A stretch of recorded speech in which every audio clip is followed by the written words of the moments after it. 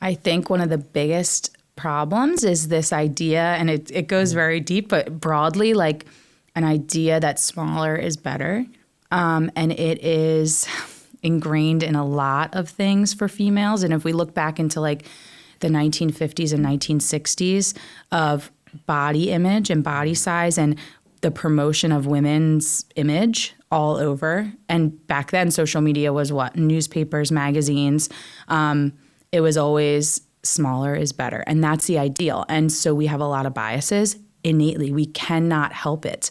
I have biases and I work in the industry. So when I started, I would catch myself realizing my biases towards a larger body or whatever it might be. When your brain gets wired to believe that smaller is better, it's almost like a drug addiction. You can't stop wanting and needing that. And food, we have to eat it. So for us, it's like we can't just put down the substance and walk away and then treat our mental health. We have to literally be taking the food while treating it.